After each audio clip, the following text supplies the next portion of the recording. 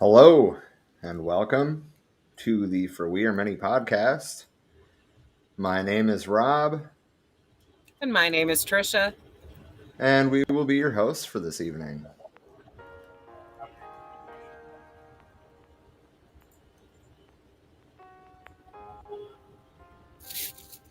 Excuse me while I'm going to leave the overlay up just for a minute, hence the music. Give everybody time to get in. I am currently sharing this to groups. If you could all take a moment to share it into a group or share it on the page, that would be a great help. I hope everybody is doing great. I wish everybody a happy solstice.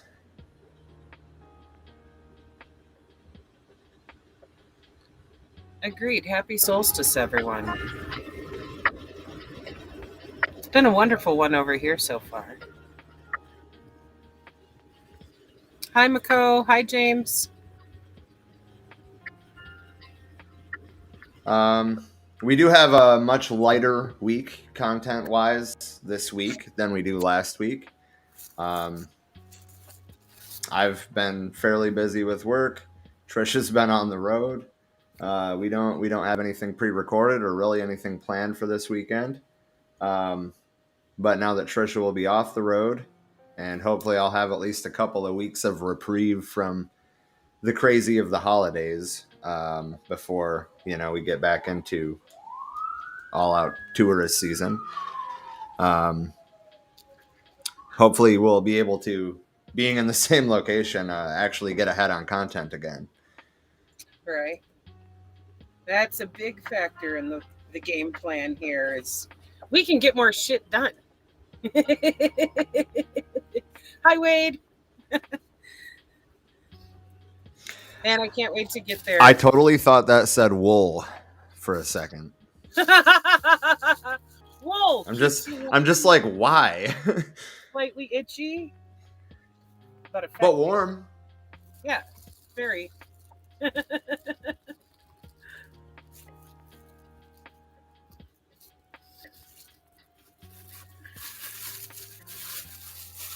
All right. I think I am ready. So I guess I can get rid of the background music there. Drop our fancy overlay. How's everybody doing today? Well, we can't hear them, but I'm doing all right. Wade is apparently feeling very ram. Are you sure it's not a sheep? It could be a sheep. It's hard to tell. But it has the curved horns. That it does. I don't know. All right. So, Oh goodness. Today, for our little rundown, I guess, on what we'll be talking about today, I need to turn this music off. That is so distracting. What window is it in? There it is. I don't even hear the music anymore now. It was just going through my headphones. Oh, okay. Gotcha. For our international news today, we will be talking about how homeless activists in Berlin occupied a 5-apartment house. I believe that was last weekend.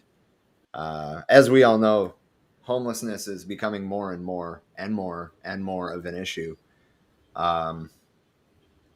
everywhere. It's not just here. It's not just in your city. It's not just in your town. It's everywhere. Wade says he's excited. So Kellogg's, we have a few things to talk about with Kellogg's. That actually might be the first thing that we cover tonight because there's the most to it. Kellogg's was trying to replace striking workers. The strike actually ended this morning, I believe the votes were tallied. I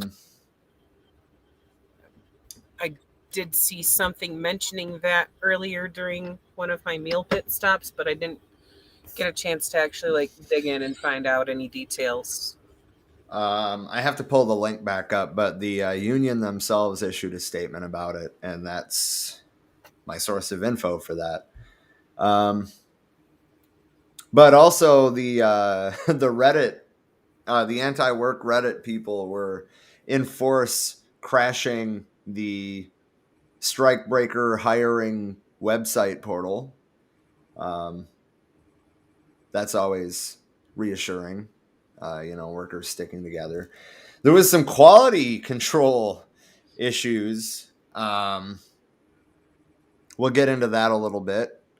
And of course, Senator Bernie Sanders rallied in Battle Creek on what I believe was the last day of the strike. And I think that the company came back with a more meaningful proposal because of that. I mean, he might never get my vote again, but he's the only person in the colonial government that I see uplifting, actively attempting to uplift workers. Fair. And even he is still just social dem, a progressive, but at least he's trying to make some progress in the right direction. Whereas it seems like every fucking buddy else who's in there wants to move shit backwards. You know, at least he's fucking trying. When I was talking about homelessness being an issue everywhere, Wade said except China. I'd also like to add Cuba, In Vietnam, Cuba, and Laos to right, that list. right, because they've solved homelessness.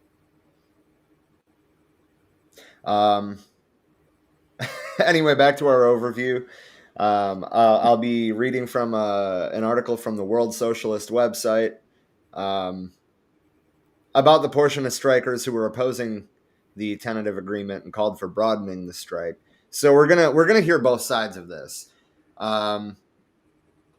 I mean, essentially, the workers got what they were asking for, but like at that point, there was a significant portion of the workers, obviously not a majority, but a significant portion of the workers that were like, we're not getting back pay or anything. No, it's not enough. So we're going to be talking about both sides of that. Although I will say that it is it seems to me from the union statement that it was a pretty decent deal. They got the things that they asked for. There is no permanent 2-tier wage system anymore. That was the big thing. Now, there is one thing that I'm noticing that was not on it, which was no more mandatory overtime, which was one of the big things that they were pushing for. So Overtime should be optional, not fucking mandatory. right. You'd think We're going to be overtime would be violating some kind of fucking labor laws. Nope. You would think, but nope, not as long as they're paying you for it.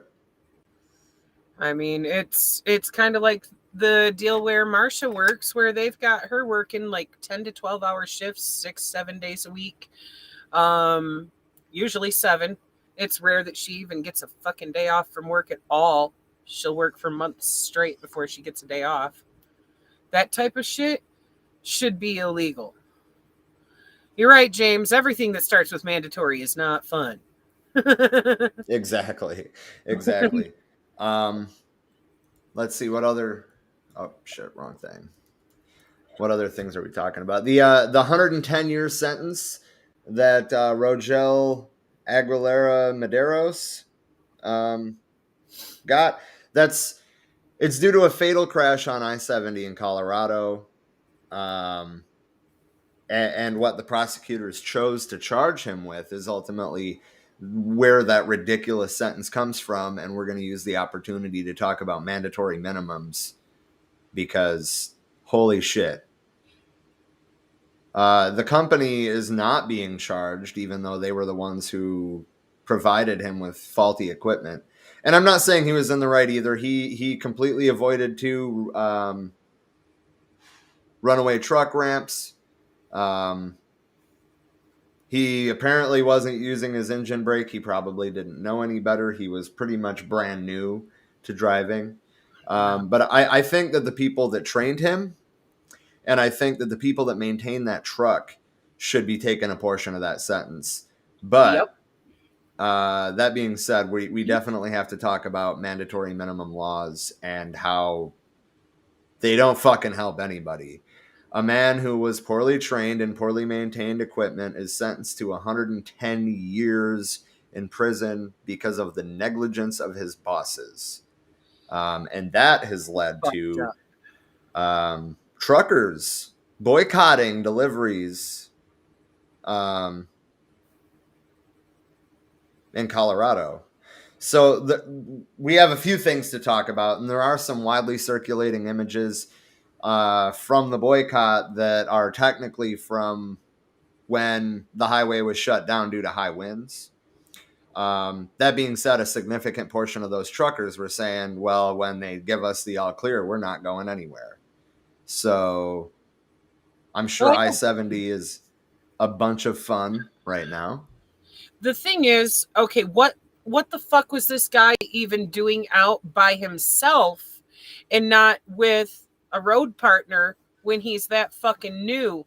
He should have had someone with decades of experience with him to help him in that situation, because had he had that guidance right there in the truck with him, then maybe he would have known to use his engine brake and known, like, hey, these are runaway truck pull-offs here that you can make use of so that we don't fucking wreck, things like that.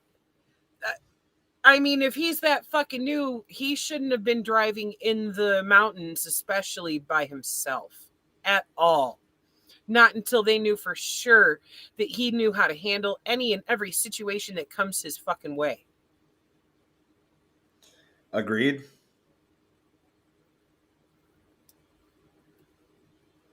Fucking totally agreed. That job is dangerous the fuck enough as it is, and so underappreciated. They're not having any fucking empathy for where this guy's coming from and hitting him with charges like that, with a sentence like that, with no comprehension of what it is to drive big shit and how fucking scary it can be when things like that happen. And I mean, even the judge, and I'm not standing up here for the judge at all, but even the judge was like, this sentence is fucking terrible, and there's nothing that I can do about it, because his hands are tied by the mandatory minimum sentencing laws that we are talking about. It's just absolutely ridiculous. I believe they charged him with negligent homicide and attempted negligent homicide for every injury. Oh my fuck. And I mean, we're talking about a truck that was doing fucking 70 miles an hour, smashed into fucking stopped cars.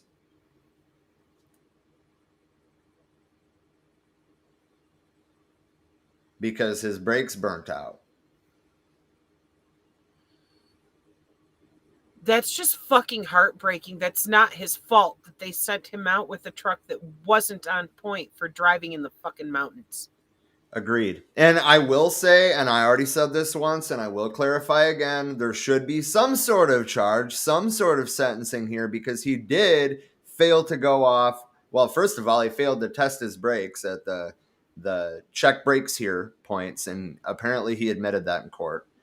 And he knowingly drove by two runaway truck ramps, which, that being said, I'm not a trucker, but I was told a long time ago in West Virginia by a lifelong trucker that you're told in your training to never fucking use them because because the company is fined for it.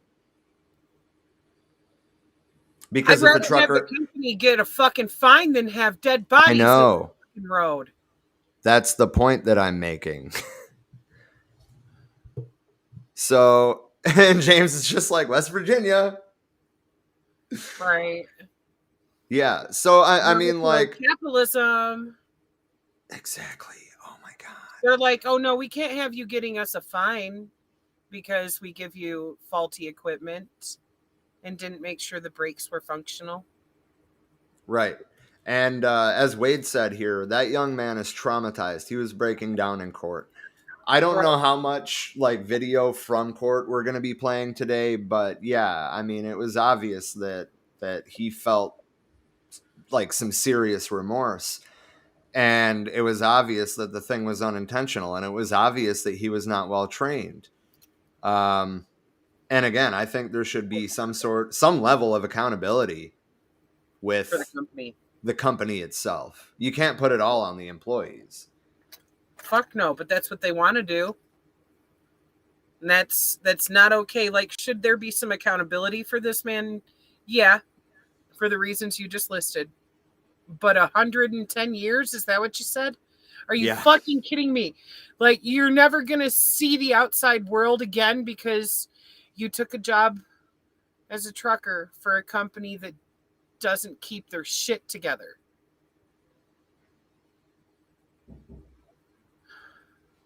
Yeah. This man's life is over, and so is everyone who was killed in that accident or severely injured. You know, their lives are forever changed too, because this fucking company doesn't have any internal accountability. Well, and this is going to sound bad, but we all know it to be true. Hold on, let me just screen share here.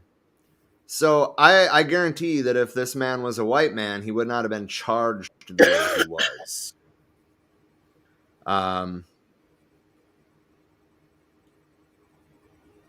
But I mean, the dude's 26 years old, and he was sentenced a minimum 110 years. That's not okay. No. That is not fucking So okay. His attorneys need to take this to a higher court or something. This is not fucking okay.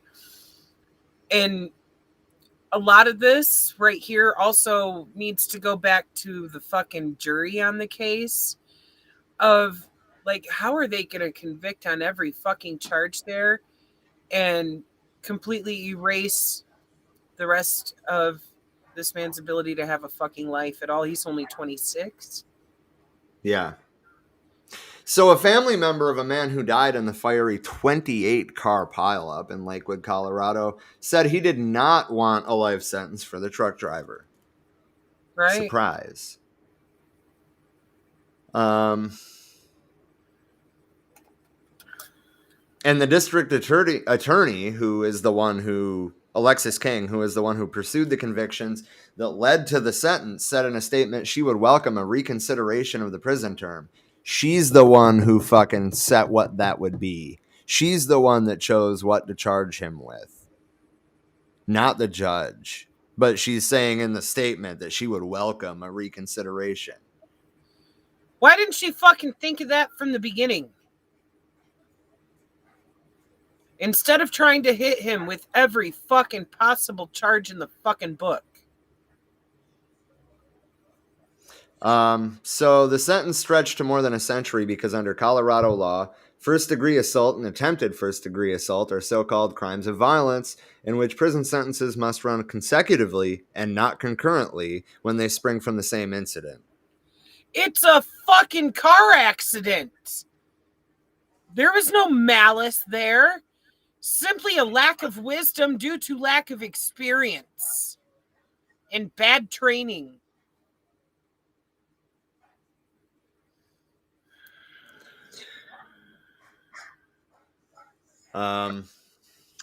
This shit pisses me off. Basically, the state does have a sentencing reform task force, which is about a year old, and they're going to be trying to reduce the sentence. But we don't need minor reforms like this that can just be taken away by the next fucking asshole that comes through there. Right. Reform is not the answer, and we all know that. This justice system is corrupt from its outset. Right.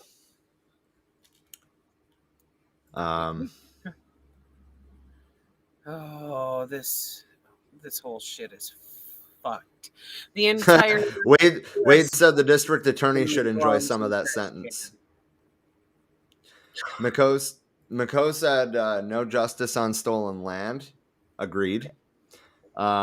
This colonial court system has been corrupt since its inception, and that's Yep. not going to stop now. I'm just using this as an example of why it's got to go. 110 years for a car accident. Yes, it was a 28 car pileup. Yes, there was negligence involved, but 110 years. Right. Simply for not knowing how to handle the situation. And yes, revolution is greater than reform. Much greater. Yes. I'm just going to leave that one on the screen for a minute. Yep. And yep, Wade agreed. A mistake he would be guaranteed to never repeat if he were free. Yeah. Yeah. For fuck's sake, he'd probably just be done altogether with the whole truck driving thing. I mean, think about it. He's probably got PTSD like a motherfucker from this whole situation. This poor guy. Dude, this is fucked up. We have actual heinous people out there committing vile fucking crimes every day and not being pursued at all for things like murder and rape.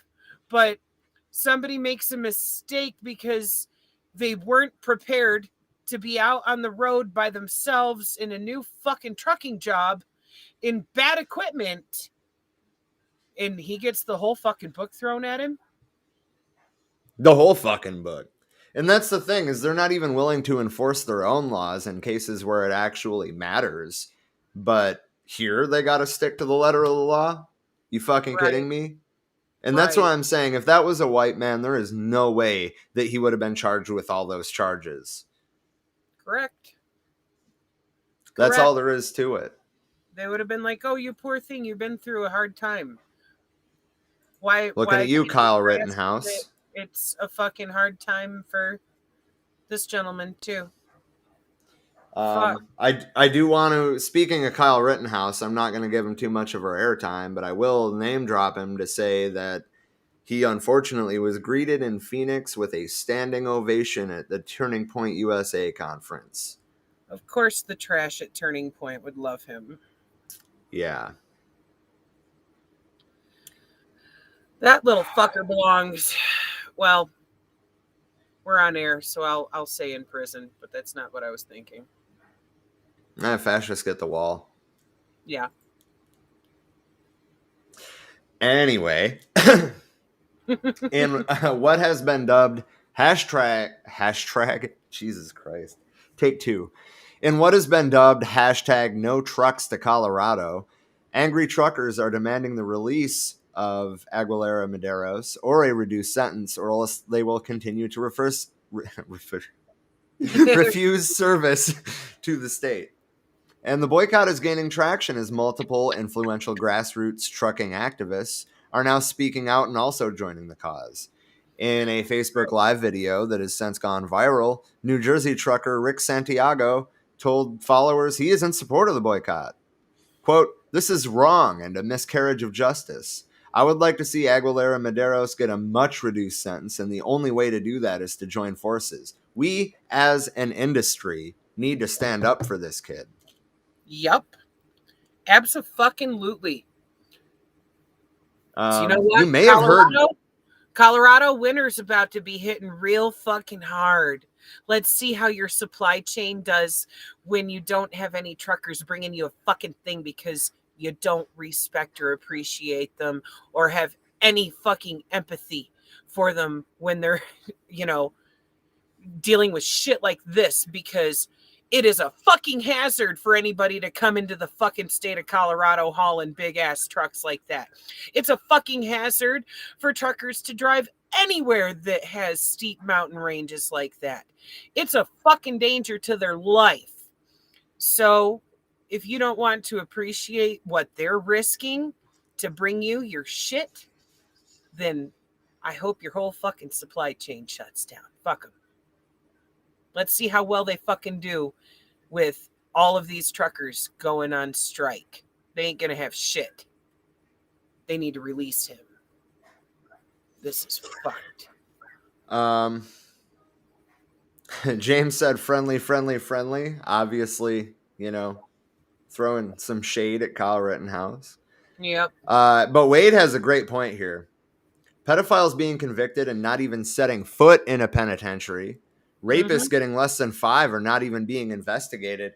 And that's if they are investigated and if they are caught. Okay, Yeah. but like 75% of rape kits in most major metropolitan areas never get tested. No, they sit in storage. And they've got the audacity to claim that they don't have the money to send the shit to the lab and get it processed. But yet they got have money for to weapons of war. Fucking, yes. Yeah, precisely. They got money to militarize their fucking police forces. Stupid shit like Humvees and tanks and whatnot. And it's like, you don't fucking need that. You're a local cop shop. Like back in Michigan and fucking Burton got militarized equipment like that.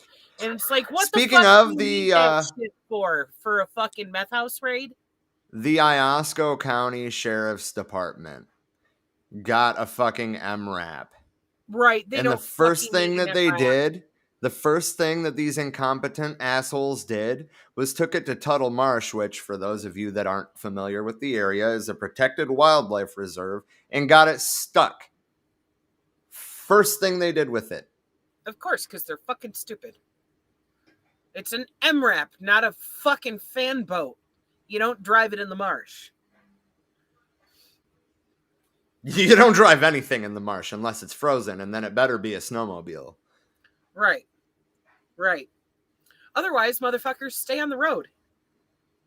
There's one road that goes through it. Sometimes it gets washed out. If it's washed out, don't go. Right. Turn the fuck around. Fuck. I mean, that's what. But I mean, we're talking about like fucking the Andy Griffith show type sheriff's department. They've got like 13 fucking officers. Most of them are older than retirement age. And they gave these motherfuckers an MRAP to take out into the swamp. What? Bunch of fucking hillbilly pigs who are probably out there driving that thing around like, here, hold my beer. Watch this. Probably. And then they got it stuck in the marsh. Anyway, you Wade, I wasn't laughing at your first comment. I totally agree. That said, I feel for the proletariat in Colorado, food and fuel being shipped in, and I agree. But I don't know how else to make this point.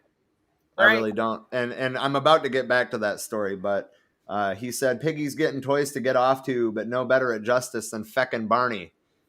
Yep. Pretty much that. Yeah.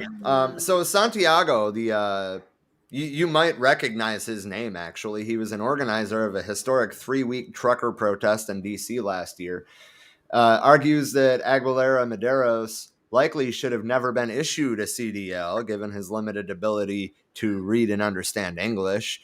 And he should have never been dispatched to haul a flatbed loaded with lumber along a mountainous route he was clearly unprepared for. Quote, a kid should not be the sacrificial lamb for the federal government's failure to properly make sure people speak, read, and understand English in order to safely operate a commercial motor vehicle. Because, I mean, even here in Arizona, most signs are not bilingual. They're just straight English.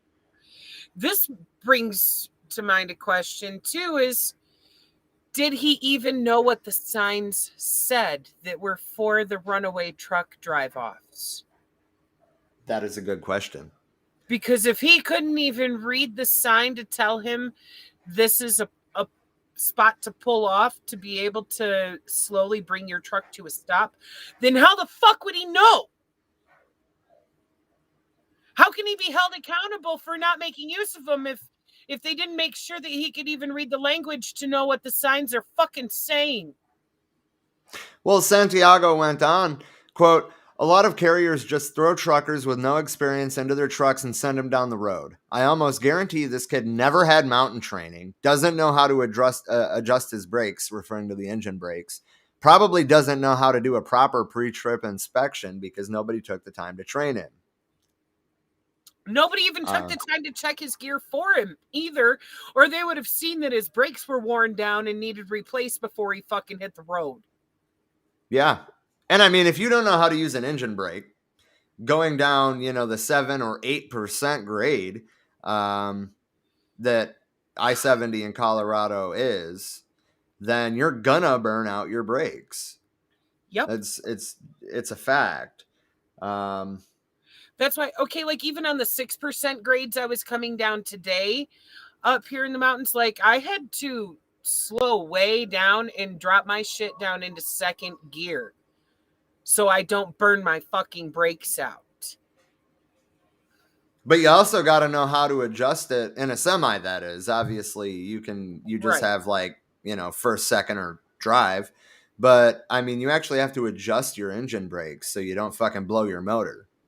Right. Right. That takes a lot of fucking training and knowledge to be able to do that.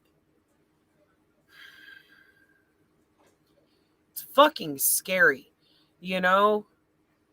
Like, it's daunting enough to be driving something that fucking big in the mountains. I can only fucking imagine. Like, my truck is 32 foot. Most of these semis are 50 to 60. That's a lot of ass to be hauling. Full of lumber. Full of fucking lumber. Right. On steep fucking mountain roads. Like, it's fucking insane that grades that steep are even fucking allowed on main roads like that are being used for shipping. It's frustrating to even drive this through stuff like that with the 6% grades I was coming down today. Like, it's fucking scary when the shit is winding, fucking curving back and forth, and you're like going straight the fuck downhill. It's fucking scary. This probably... Yeah, and I mean, an 8% grade is pretty fucking steep. And there's only a short part on I-70 that's 8%. Most of it's 6 or 7, but that's still really still quite steep. Yeah. And as Wade just said, lumber is heavy as fuck, especially wet green lumber. Which I don't know if it was wet and green or not, but it probably was. It was probably coming from the mill, I would assume.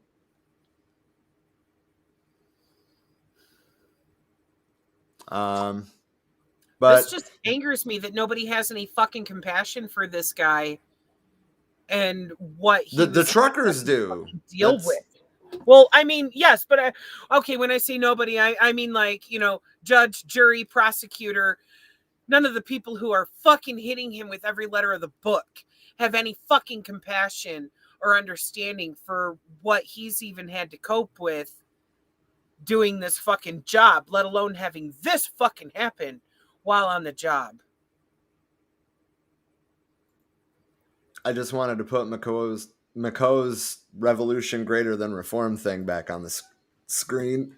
But Jeremy Johnson, who's also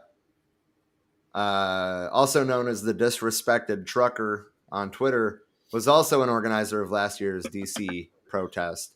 And he also took to social media to urge truckers to refuse service to Colorado. Until the governor does something about the ridiculous sentence handed down to one of our own, we need to boycott Colorado. And I got a TikTok video here. Yeah, Wade, exactly. The judge did, but was bound by unjust laws. And okay, so what the jury needs to hear about is jury nullification. But I know that we've talked about that enough that you all know what we're talking about. So I'm not going to go down that rabbit hole.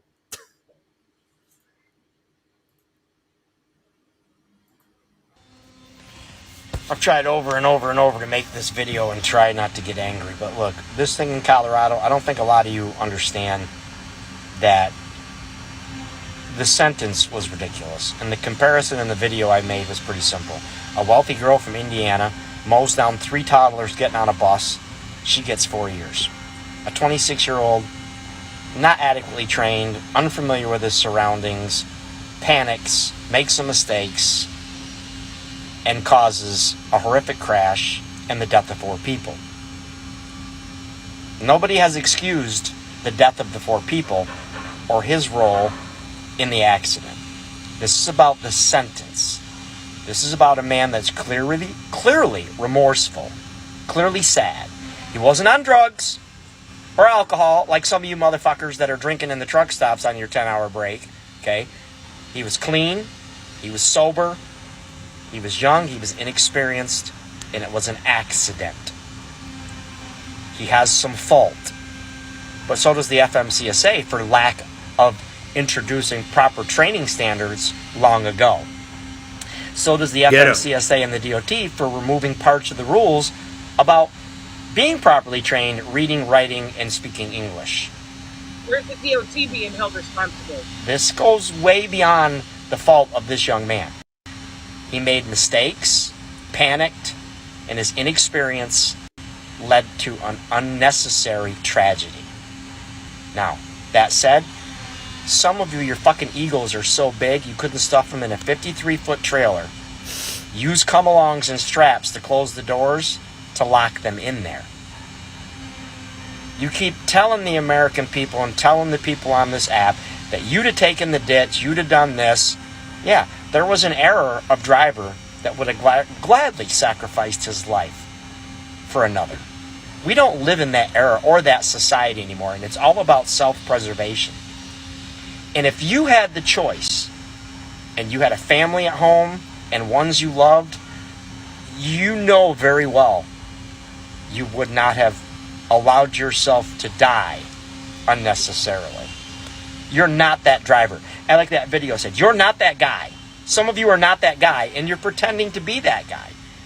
Like I said, your egos are so big it wouldn't allow you to give your life for somebody else because you lack the compassion to even understand the situation that's being discussed. He wasn't on drugs. He wasn't high. He didn't leave the scene of the accident. A young man panicked and made bad choices. Doesn't deserve 110 years in prison.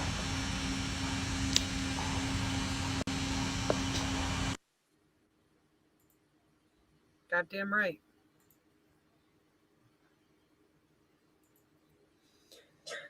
I mean, I think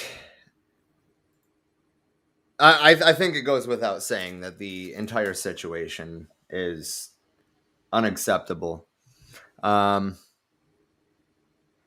Wade said, as the cold comes in and fuel for warmth and food dwindles, the people are going to riot.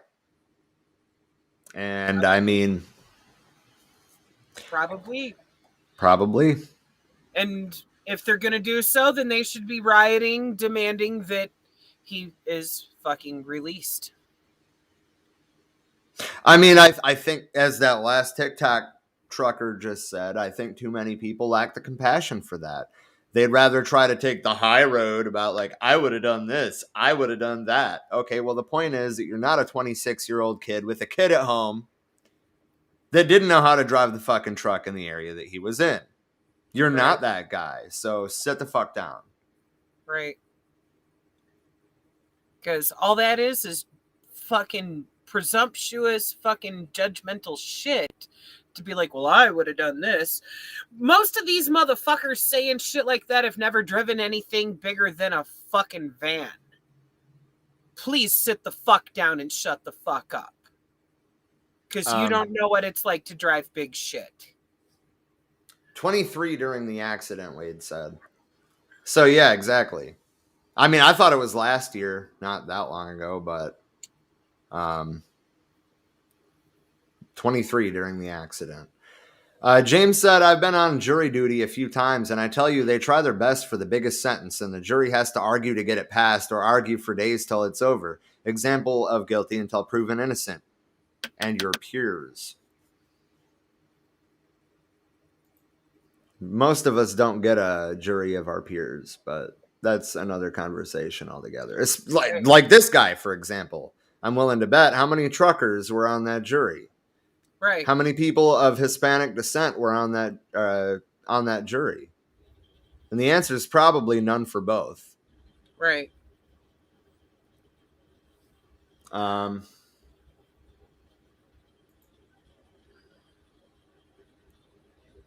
There's some TikToks.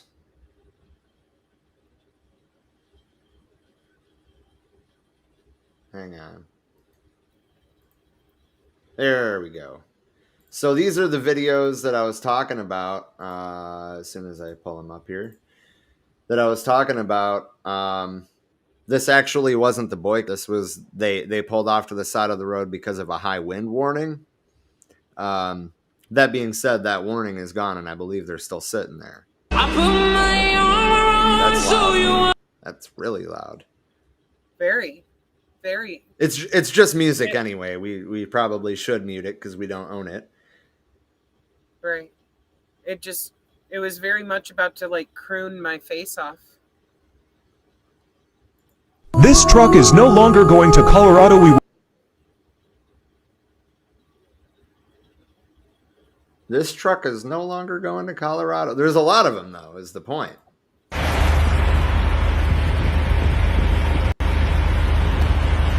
Shut down city.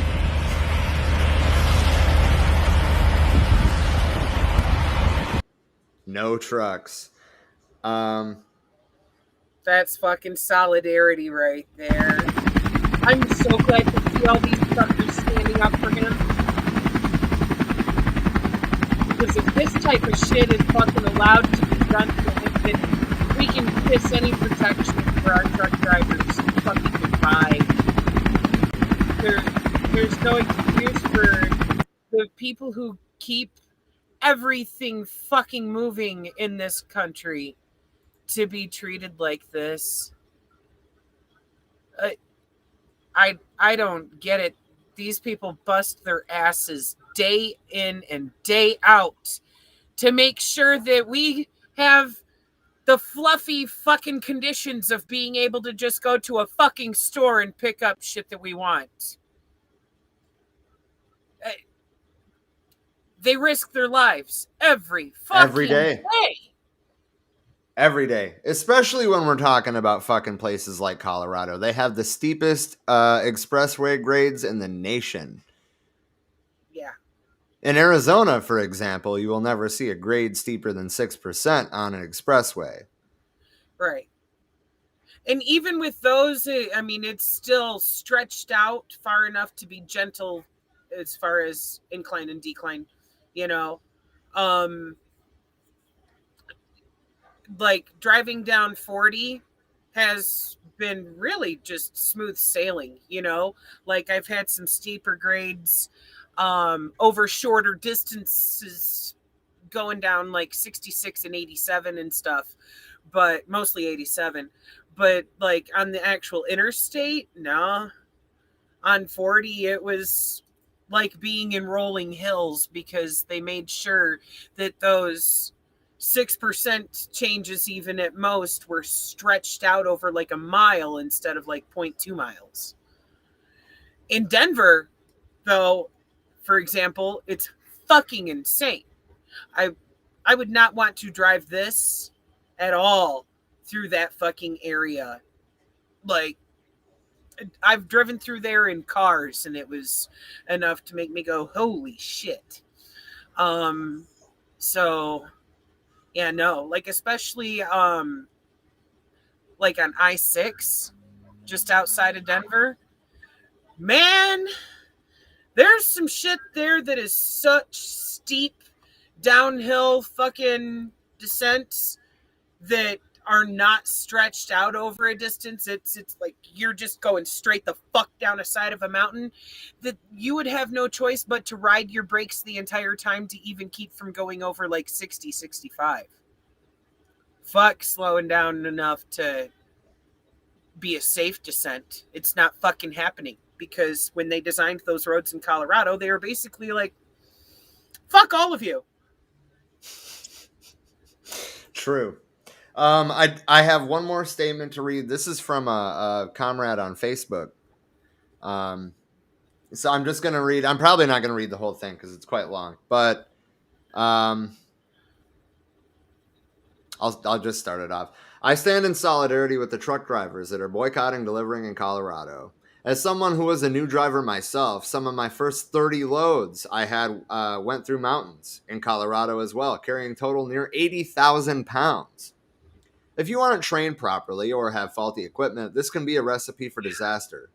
My trainer taught me whatever speed you max out going up the hill is around what you want to go back down the hill. Yes. So as I go up at about 35 and start to go down, I set my cruise control at 25 to 30, and which it's also important to note that a lot of especially older or lower end semis don't have cruise control at all. Anyway, and I adjust my engine brakes. You have no choice but to just downshift. Right. And I adjust my engine brakes as I go down so I don't over rev my engine and overheat. Typically, if I do this right, I won't even have to use my truck and trailer brakes at all. Sometimes the grade is so steep, 8% grade or so, and my trailer is so heavy that I have to use my brakes here and there to protect my engine. But you never rely on your brakes here, going down a steep mountain. They will burn out. Mountains typically have right lanes reserved for trucks and safe speeds for them to travel. There's a portion on I-17 here where the recommended speed for trucks is like 40.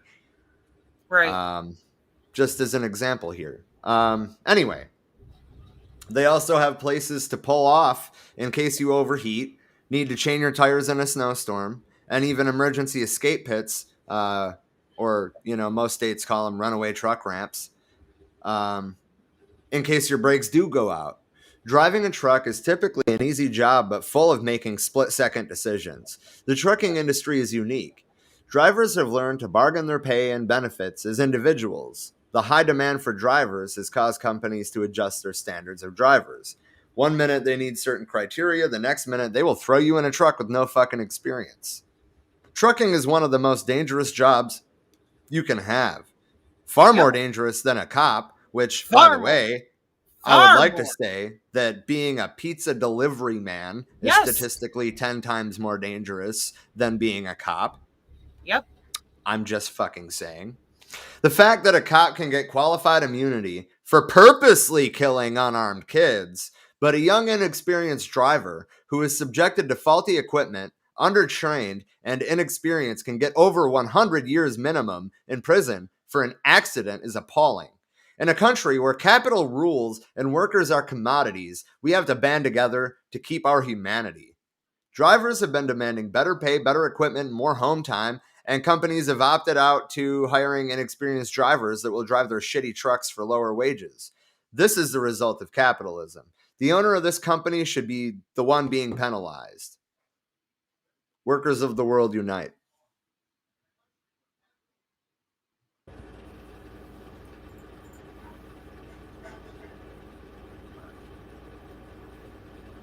Exactly, James. The company is responsible. The DOT is responsible. The federal organization that oversees the training is responsible. There is a lot of blame to pass around, and most of it doesn't go on this young man. Right. And Wade pointed out that high demand equals pay is lowered to the point that experienced truckers have been walking away. Turnover rate at trucking companies is 100% a year or close to it.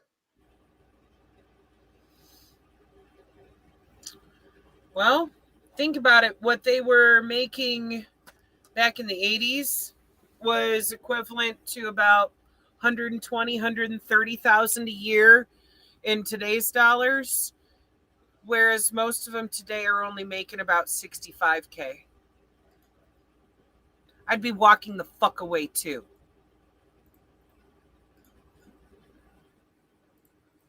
I got something here to screen share.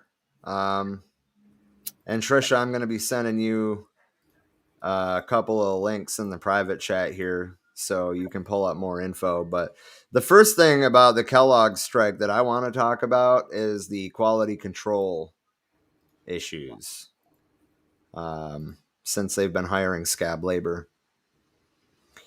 But give me just 1 second to get that pulled up.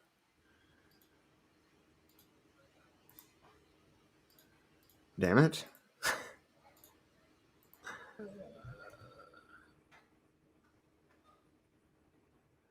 Scanning through this article you just sent me. Can you also Google the BCTGM statement on it? That's so far. Actually, Wade, you're in the comments. Can you go into the group chat and scroll back far enough to find the union statement that I sent earlier today about the agreement being met? Please and thank you. I just don't have the time while I'm doing this. I am Okay. Googling it right now, but if he finds that specific one quicker, that's cool too.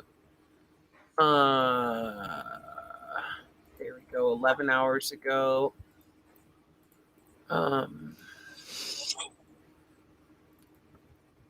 Okay.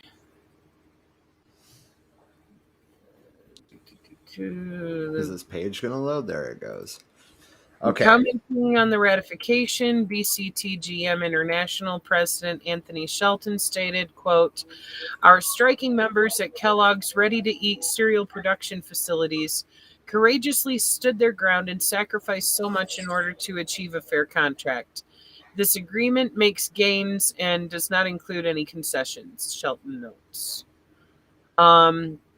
Highlights of the new 5-year collective bargaining agreement include no takeaways, no concessions, no permanent 2-tier system, a clear path to regular full-time employment, plant closing moratorium that no plant shuts down through October 2026, a significant increase in the pension multiplier, and maintenance of cost of living raises. And that's so incredibly important.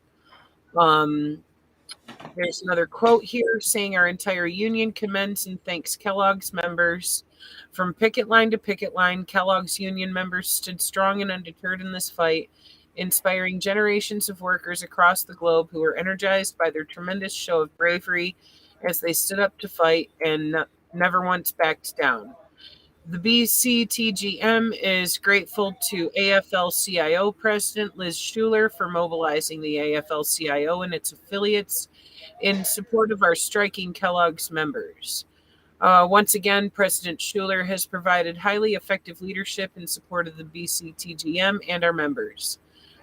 The BCTGM is grateful as well for the outpouring of fraternal support we received from across the labor movement for our striking members at Kellogg's. Solidarity was critical to this great workers' victory.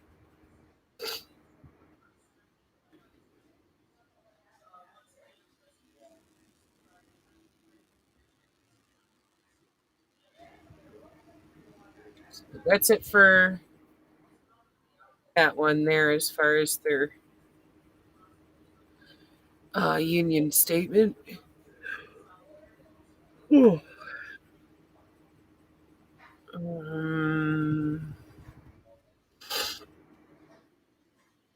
The other article that you sent me, though, a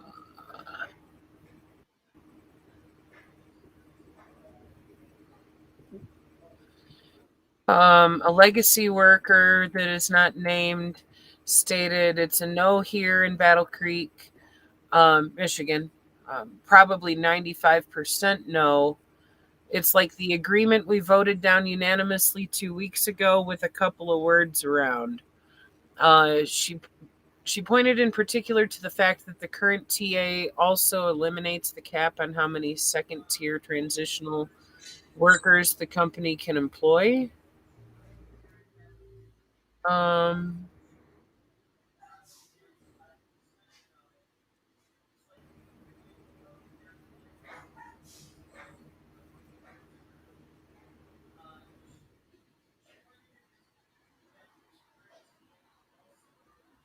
Let's see. This article was just from yesterday, so that's why it was still before the new agreement got ratified. But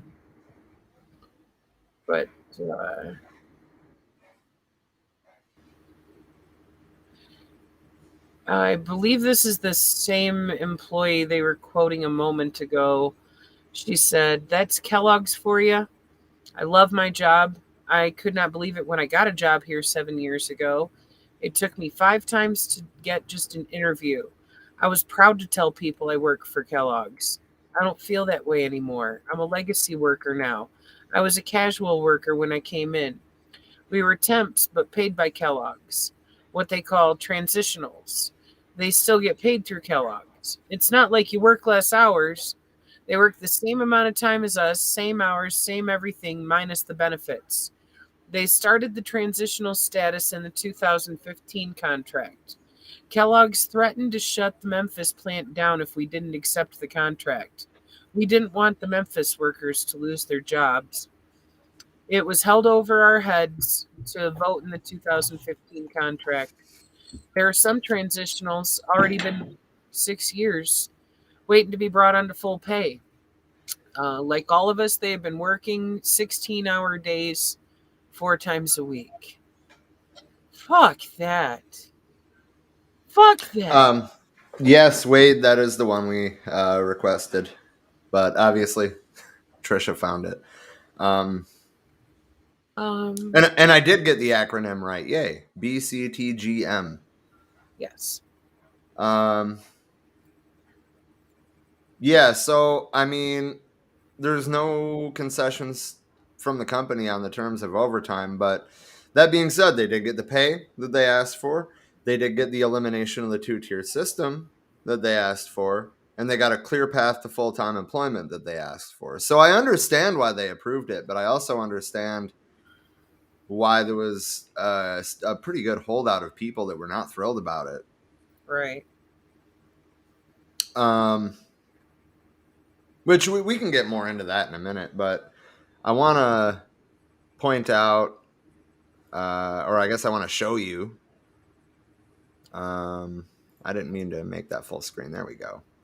I prefer to do it like that with our faces on it. Anyway, so this is all from the past couple of weeks, right? And this is when the scab labor was running the Kellogg's factories, right? You see the bug, the bits of bug. Yikes, we're sorry. At Burning Spore, Kellogg's response to all these. When exactly did you start baking plastic into Cheez-Its? That's definitely not the absurd satisfaction we intended. It's also Ew. funny, as we get further into this, it's also really funny how much less detailed these become. You'll see. I'm not even sure what I'm looking at there, but I would tend to think that it's plastic. It's got to be. What the fuck? I'm just still burnt disturbed about the fucking pancakes. Cheez-Its. Like, dude, Cheez-Its are probably the one and only Kellogg's product I even consume because I love them in soup. But that was fucking disgusting. That's not all. I didn't mean to close out of it. Burnt pancakes, I already showed you. No marshmallows in the Elf on a Shelf cereal. Notice that these are getting shorter. Right. What the fuck is that? I don't know. It's so small on the screen, I can't tell. But I hate burnt Cheez-Its. Second box in a row. Seldom few things irritate me as much as burnt Cheez-Its. No cheese on the Keebler cheese and crackers. So just crackers. I guess giant size meant the flakes too. Wow. Wow. Wow, that's a big ass fucking bran flake. Yeah. Just chop it with your spoon. This has been a really common thing. There is a bunch of these on Twitter. And also, Kellogg's removed their brand name from the Pop-Tarts box. Right. And it's like, oh, are you trying to hide the fact that this is one of your products? Don't want people boycotting your fucking shitty Pop Tarts. What the fuck is even happening with the Pop Tarts? What the fuck?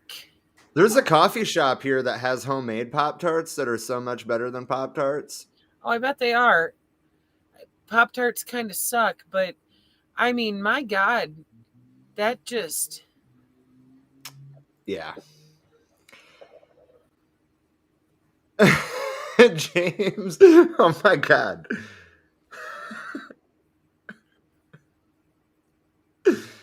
Yes, James, it's a Cracker Jack prize. How much of a prize it really is, I don't know. But So did you the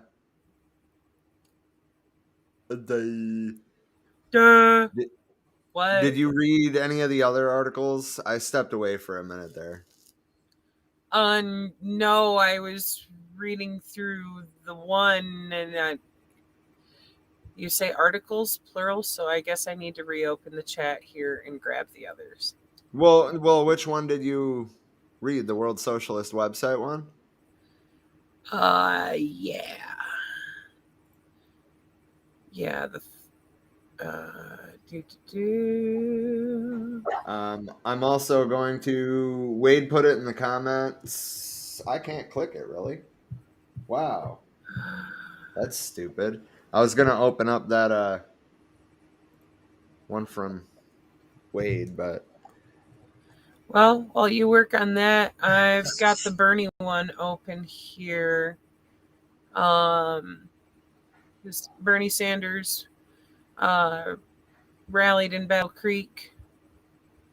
Oh, there's some cool pictures here of him looking, typically infuriated at the system. Bernie, all like, I love when he gets that look on his face because he's telling somebody just where they can shove their shit. that is true. And I mean, like I've said over and over again, I'm not gonna fall into the trap of giving him my votes again. But like when that motherfucker starts wagging his finger, he's talking about workers' rights. Yep. In most cases, it's either that or he's screaming at the fucking healthcare industry for not deserving the word care being, part of their name anymore. So, fuck you, DNC, for robbing us of President Bernie. But that's just what the DNC does. I think he could have at least fucking made some difference there. At least he's still doing something with, his seat in Congress. Because once again, he seems to be the only one that isn't a total fucking sociopath up in there. But anywho, he joined the Kellogg's union employees on Friday, the 17th. That was the 10th week of the strike. In Battle Creek, where the company is headquartered, 325 hourly workers were standing with the union's decision to not return until their demands are met. Across the country, 1,400 Kellogg workers from plants in Michigan, Tennessee, Pennsylvania, and Nebraska were striking. Sanders said, quote, "You're sending a message not just to Kellogg's, but to every corporate CEO in this country. You're saying that the wealthiest country in the history of the world, you got to give workers a fair shake." Representing Battle Creek's local 3G Teamster Donovan Williams and union president Trevor Beidelman encouraged striking workers to hold the line and reminded them that negotiations were for future generations and not just the immediate contract cycle. I don't mean to interrupt, but look at the Okay. restream window for just a second. I want that fucking jacket. Hold on. I've got the chat thing in the way. Nice. I dig it. I fucking dig it.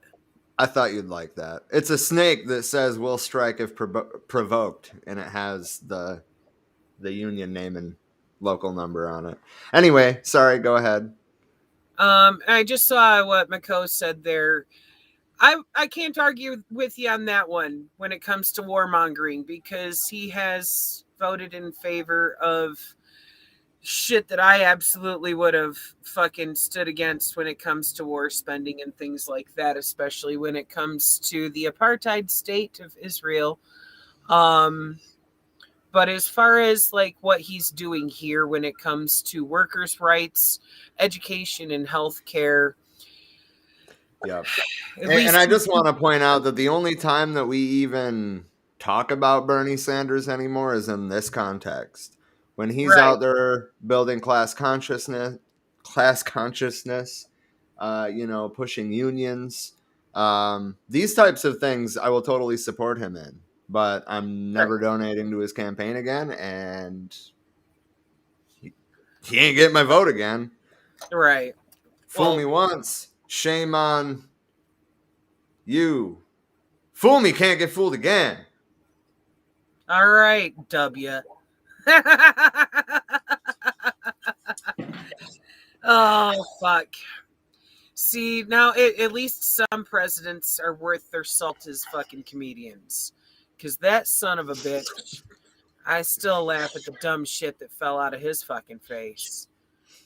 He was Our a enemies are working hard to try to destroy our families, and so are we. So are we.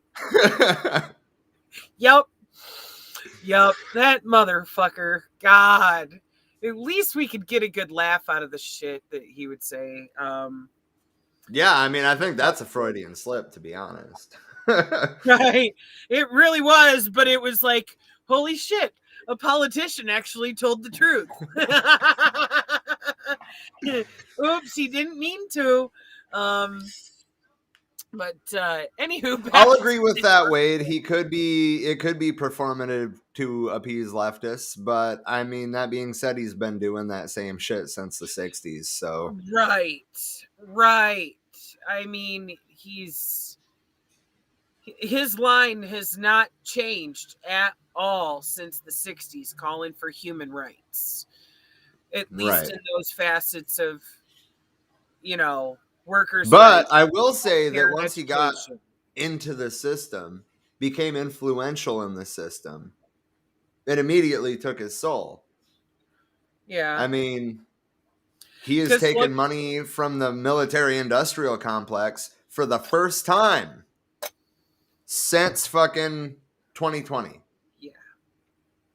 And it's been more than once since 2020, but I digress. I don't. God damn it, Bernie! What the fucking shit? You were supposed to be 100% grassroots.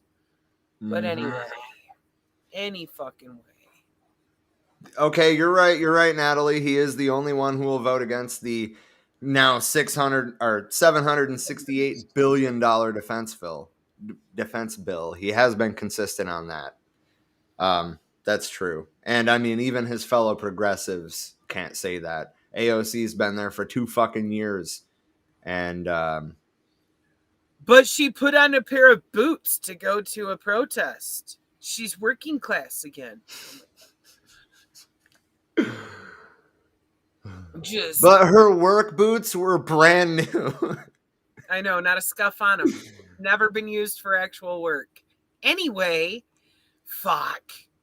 We're out here sucking her dick too, acting like she's some kind of fucking political savior, and it's like, Oh excuse my me? god. Yeah. Anyway, back to the article. A crowd of about 500 gathered in front of the world headquarters to hear Sanders speak. He praised the striking workers for continuing to go to work throughout the pandemic and said he was surprised to hear how many days in a row workers were punching in and how frequent forced overtime was at the plant. He said, I mean, that. Can you reread the first part of that? I'm sorry, I lost my train of thought. I had something, and I waited for the end of the sentence, and then I forgot. A crowd of about 500 gathered in front of the world headquarters of the cereal company to hear Sanders speak. He praised the striking workers for continuing to go to work throughout the pandemic and That's said the he was one. surprised. Okay. Okay, so he praised them for being willing to sacrifice themselves for capitalism. Basically, and literally used that word. Here's the quote. When people make that kind of sacrifice, when their families make that kind of sacrifice, you don't treat those workers with disrespect and contempt. And he's not wrong, but still awkward. What you say to these workers and their families is thank you for helping to save America during the pandemic. That's the rest of that quote. And it's still awkward because I'm not okay with capitalism expecting people to put their lives at risk for profits. Like, yeah, do we need certain things in place to make sure that people have food and fuel and don't freeze to death in winter? Yeah. But that's so awkward to be like, thanks for putting your life on the line to keep capitalism going.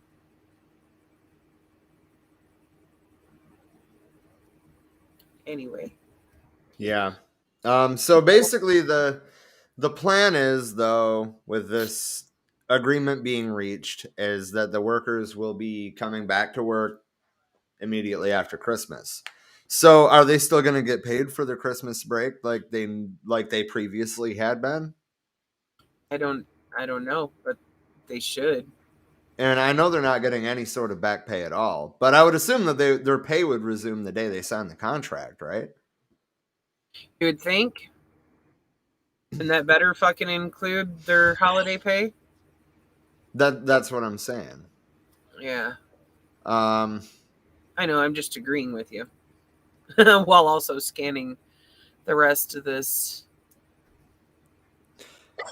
this next article, everything in it we've already talked about from the other ones. So I guess moving on. Oh god, they've got some Biden quotes in here. I'm not even gonna give him the time of day. I'm really not. He can try to act like a friend of labor all he wants, but we know that it's all a farce. Right. Well, basically, okay, there's one line of this I am going to read to you. And I have to say kudos to whoever wrote this speech for him because this one line is not wrong. So, whoever wrote this, fuck you, Biden, but whoever wrote this, okay, you're on point here. Permanently replacing striking workers is an existential attack on the union and its members' jobs and livelihoods. Truth. That's why every fucking buddy on across the board has supporting these strikes. Because how fucking dare Kellogg's threaten to permanently replace the striking workers with a bunch of fucking scabs? So fuck you, Biden. But whoever wrote that line for Biden, right? Wade said Biden's quotable, and I commented back saying, "Well, his speechwriter is." Precisely. In some moments, not all, but some. Yeah, in very few moments, to be honest. Like, most of the shit. Yeah, I mean, he's right there, but like, I mean, that's the thing. He can try to talk like he's been a friend of labor all these years, but no, he's been showing his true colors in that regard for decades. So I have one. You know that video I shared the other day of Rage Against the Machine playing that song "Hold the Line"? Fucking Tom Morello auctioned off his guitar and donated the money to local unions. Hell yeah. Fucking cool. I mean, honestly, I kind of wish that it would have been more like, well, we made millions off of our fucking 2019-2020 reunion tour. I can donate a couple million of my own money instead of doing it as like a tax write-off situation. That's pretty capitalistic for a communist, in my opinion. Well, I think he wanted to, at least be, doing something cool for people, to get them to donate too. I wouldn't be surprised if he actually threw some money down out of his own pocket too. But who's going to say no to, throwing down on, contributions to union workers when, you have the odds of winning a fucking Tom Morello guitar? Just saying. That's a way to get people to have some praxis that normally wouldn't. So I understand. He's like holding the carrot in front of the horse's fucking nose. Like, come on. Come on. If you help your fellow working class, I'll give you this fucking guitar. Yeah. That's pretty accurate. So this video I'm about to play is not a an English video, so it does have subtitles though. Where's the sound? Oh, it's muted. Ein ganzes Haus besetzt, beziehungsweise 5 Wohnungen davon, die auch halb bewohnbar noch sind, ohne dass da irgendwas kaputt ist. Ich schätze mal, das war auch der richtige Zeitpunkt. Die neue Regierung darf ja keine Blöße geben als solche. So the problem here obviously being that they were booted out.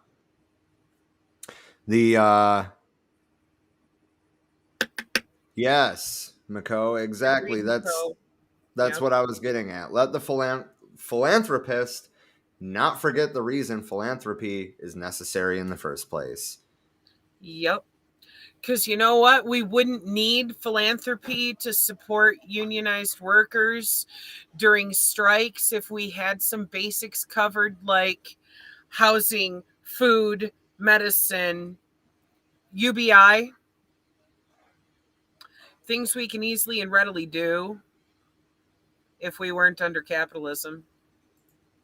Well, I mean, even UBI is a method of preserving capitalism. Well, I mean, if it is actually done by a capitalist government, its goal is to uphold capitalism. But fair point, but it's at least making sure that there is a socialist safety network being paid for by the capitalism. Like that would be a bare minimum. The other things I listed before it being human rights that should be guaranteed, fucking period. That's the thing a lot of people don't understand is we would have a lot more room to work with as working class people. And when it comes to who we choose to, even bother to lend our labor to, if we didn't have to worry about losing our fucking ass to leave a shitty job to find a better one. Because if you don't find a better one quick enough or have it lined up before you even leave the previous job, you're going to lose your whole ass. You're going to lose your house, lose your car, fucking not be able to afford to eat.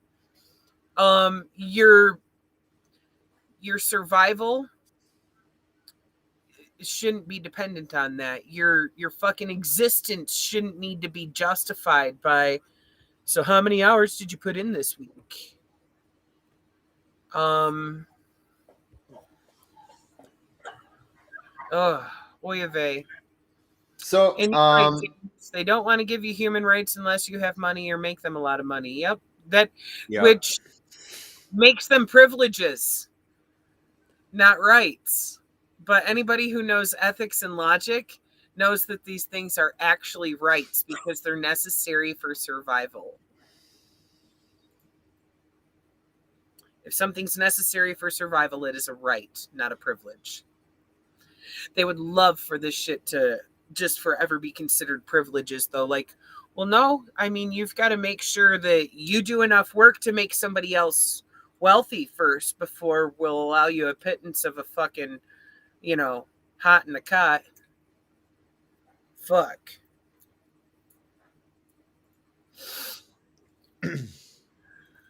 So, and yes, Wade, weaponizing capitalism against itself.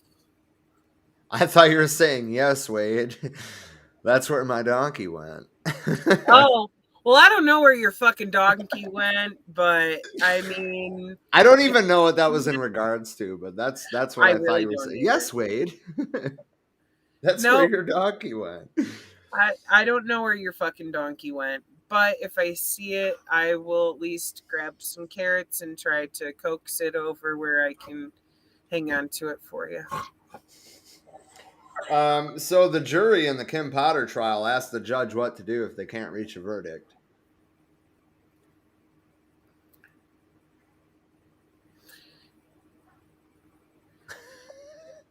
Oh, fuck.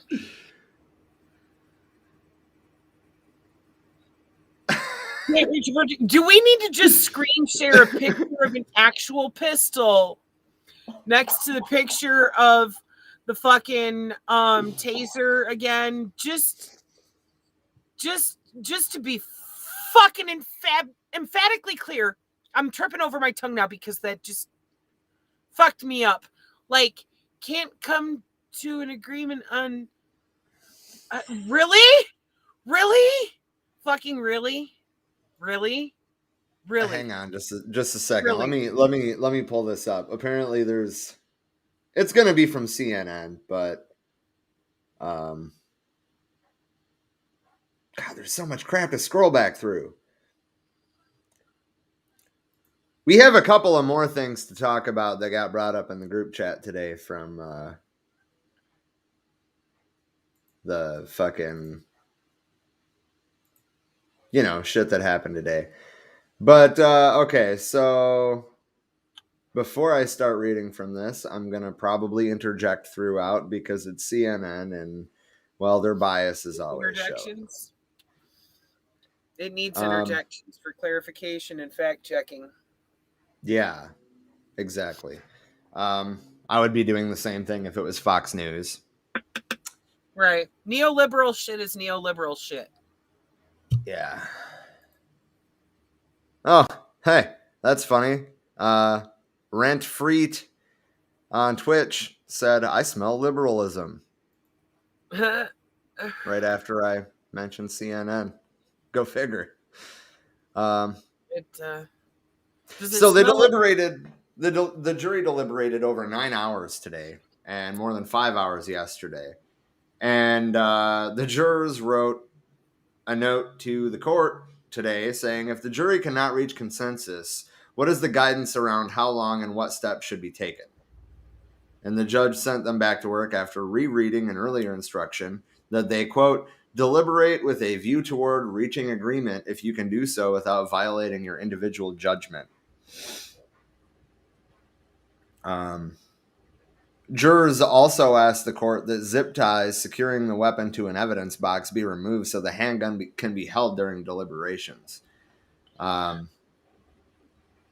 Right, because that could be. They need to feel it. They can literally feel the difference in weight between an actual fucking gun and a plastic taser, because there's no way that this dumb fucking pig bitch actually thought that she had a taser in her hand that weighs a couple ounces when she was actually holding a pistol that weighs a couple pounds. Like no 4 fucking pounds. way. Yeah, exactly. Of course, I'm sure most of you know Kim Potter pled not guilty. It's up to the jury at this point, and it sounds like they have a hung jury, but they will be back to deliberate tomorrow. I don't see how they could be hung. Who the fuck on that jury is stupid enough to think that this stupid bitch is could Brooklyn be Center. This is trying to tell the truth.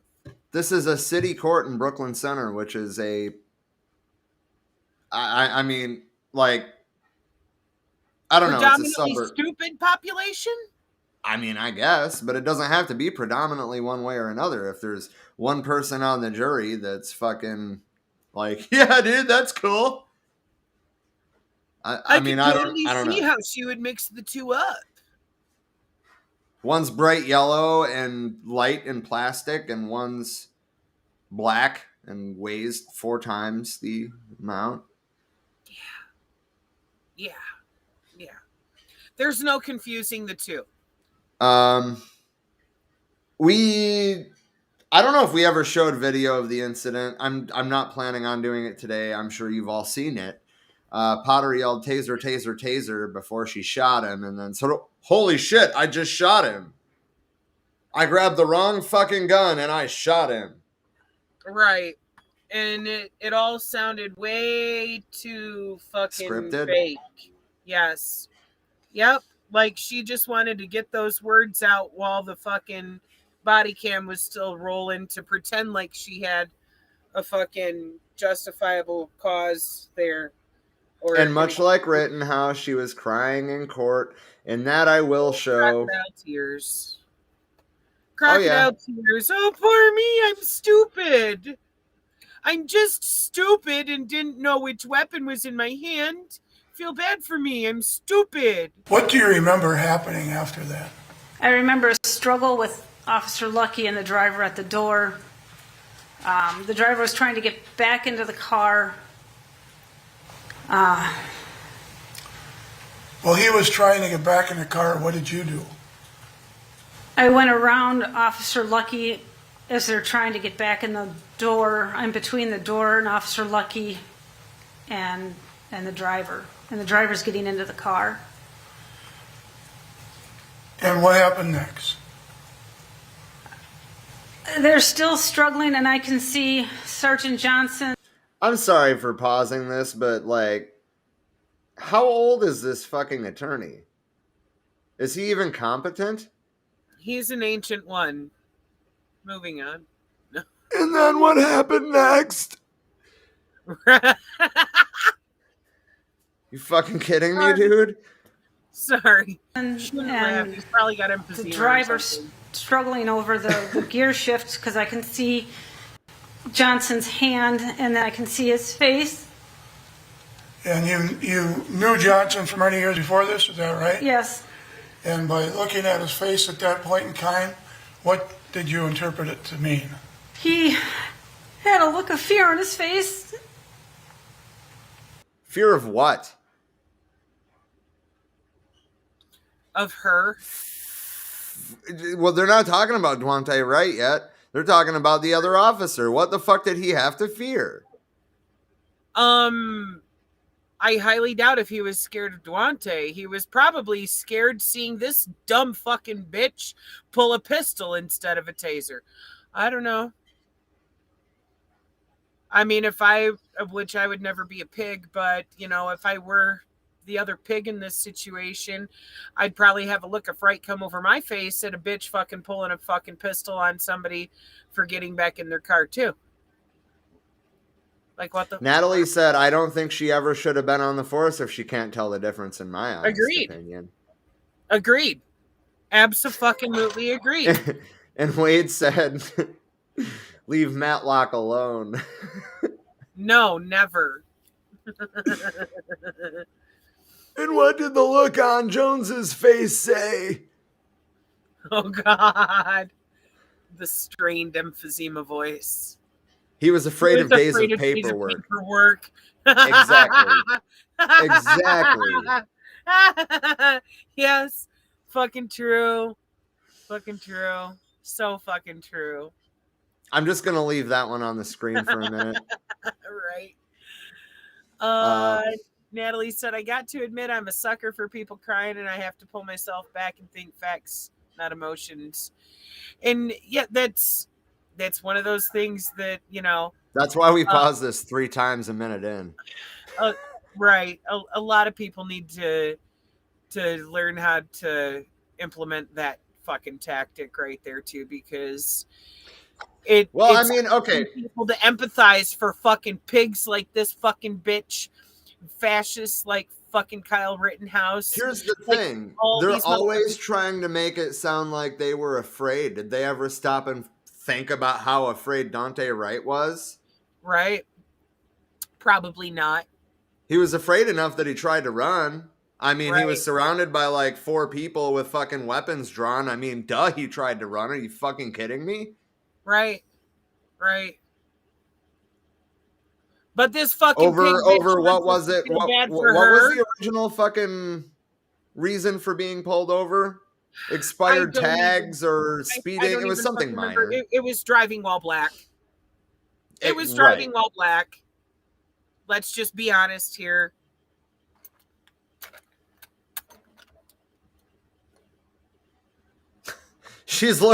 James said she's looking like poor me. I forgot the other taser shot people. And exactly, Natalie. Dante Yeah. Wright never had a chance.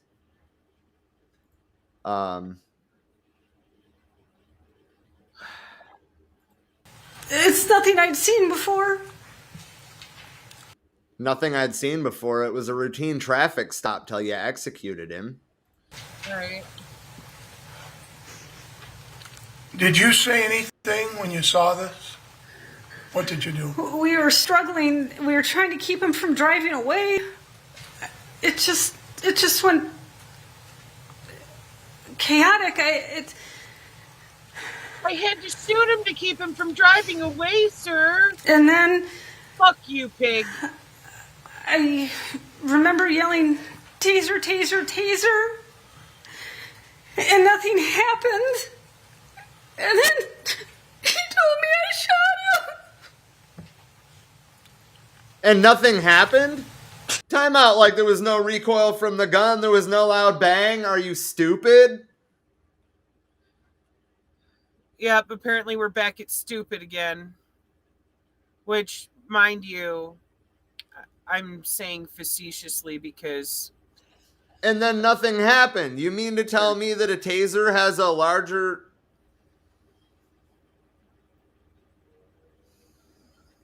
How are you going to try to tell me that nothing happened? You thought it was a taser. You shot your 9mm, which has recoil and a loud pop. Right. There is But the no... taser doesn't do nothing that. happened here. And yeah, crocodile tears. Exactly, Mako. Because this is some fake ass shit. That was a flat out... He told me I shot him? Exactly, Wade. He told me you didn't know? Then you should have never been in possession of a gun, let alone a cop. Right. I really think she's trying to play stupid as if that's a defense. And it's like, there's no way anybody's that legitimately fucking stupid to not notice that they've got a pistol in their hand and not a fucking taser. And that's saying a lot considering most pigs have a fucking IQ around 85. Because that's what they go for. Smart enough to understand orders, stupid enough to not question the ethics of said orders. But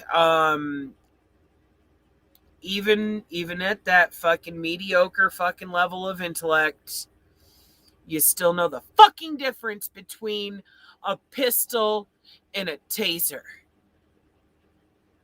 And I mean, obviously, we're talking about two greatly different things here, but like that would be like the equivalent of me saying that I thought my fucking AK was a BB gun. It's that drastic of a difference. Yeah. Yeah. And a BB gun's not bright yellow. Right.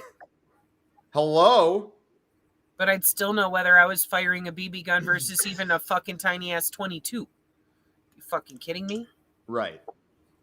Right. Fucking kidding me? You fucking kidding me?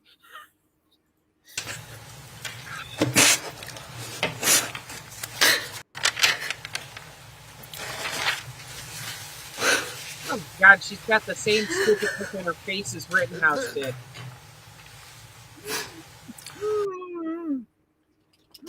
Feel bad for me. I feel bad for me. Fuck that bitch.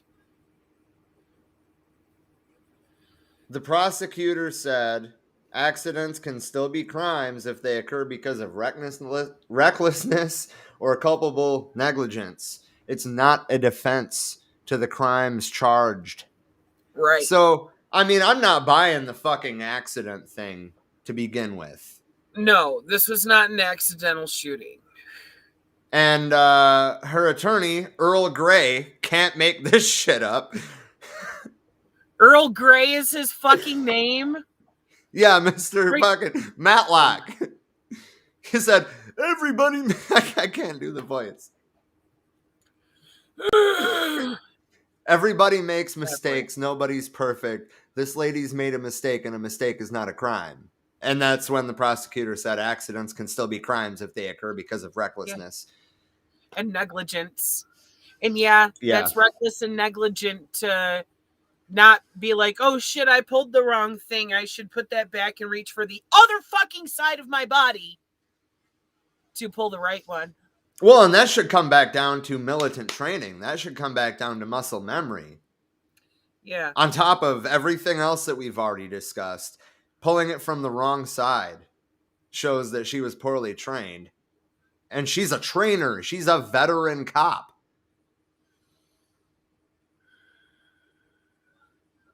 And she expects us to believe that she didn't know which fucking weapon she was reaching for when they literally are on opposite sides of your body, are completely different materials and weights. Mm-hmm. He, Earl Grey, her attorney, also argued that Potter was within her rights to use deadly force to protect a fellow officer. No, she wasn't. No, she wasn't. I know. Was never a fucking threat to either one of them. No, not even a little bit. I mean, even under castle laws, that type of action wouldn't be like, I mean, let's say that somebody breaks into your house and then sees you and tries to run away and you shoot them. That's still murder. Yeah. You can't shoot them in the back if they're fucking running away. If they're running at you, okay, that's a sign that they're coming at you to attack you. But if they're running away, no, that's murder.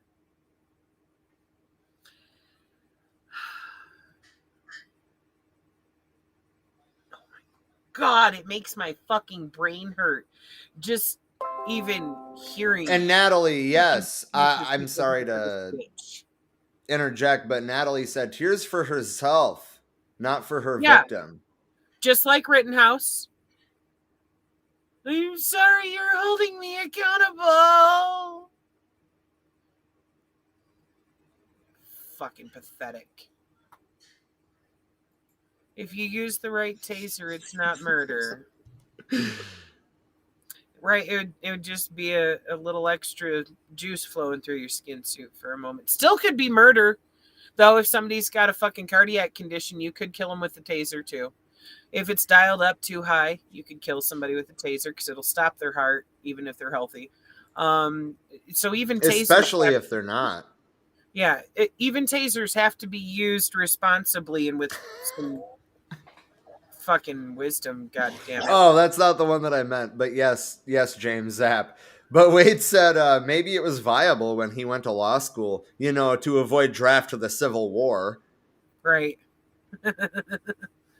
Fuck.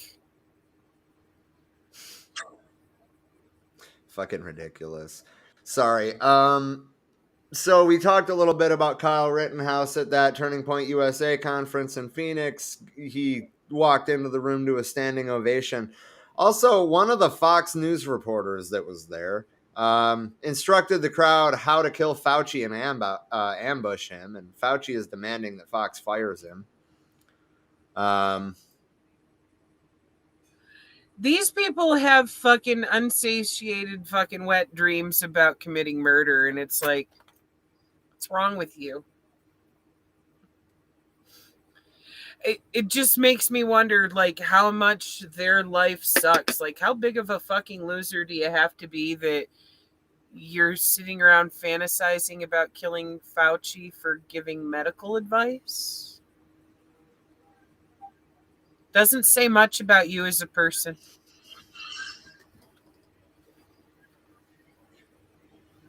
Just saying. Fucking losers. Oh my God. Yeah. I'm not going to talk about that too much, but honestly, keep an eye on these Turning Point USA guys. They're fucking nuts. They are. They're absolutely fucking nuts. Natalie said Rittenhouse, Worst Actor Award 2021. Right?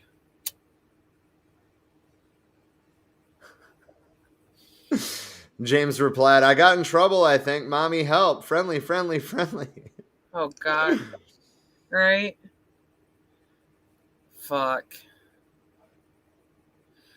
Right. Obviously remorseful to be giving speech to people who fapped to his actions and verdict. Yeah. Accurate assessment, Wade. Yeah. Yep. Like, that motherfucker ain't remorseful. But you could tell when he was on the stand that, he was doing a really bad job of trying to turn on the waterworks. Like, how do you sit there making face completely dry, not a fucking single tear?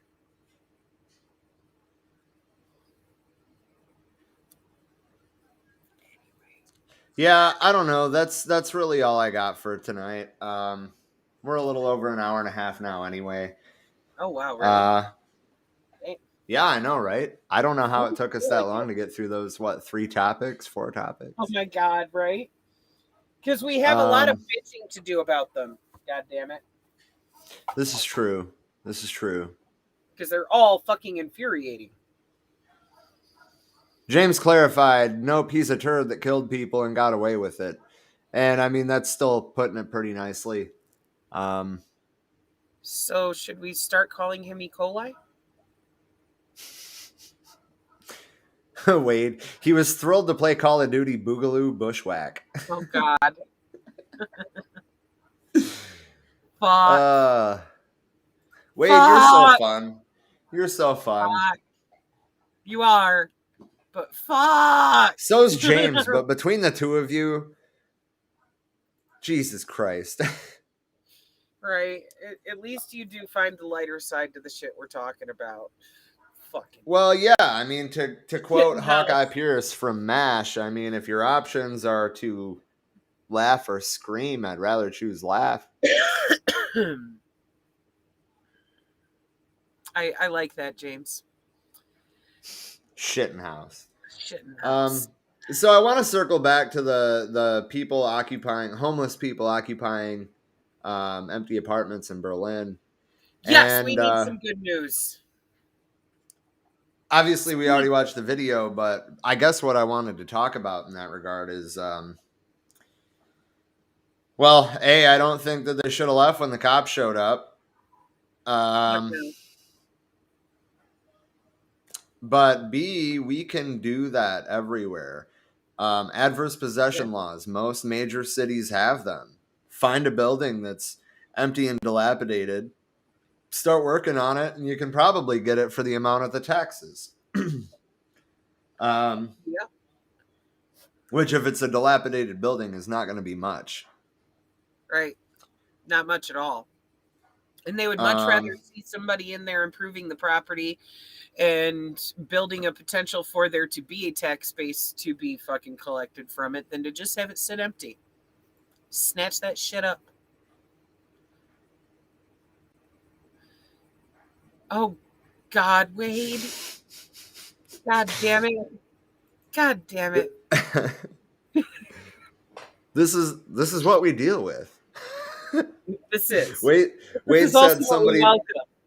Yeah. Wade said somebody blew up the shitting house at work today. I hired Kyle to cry for me. Fuck. Oh, man. Too bad he still wouldn't be able to squeeze a tear out. You'd have to hand him an onion.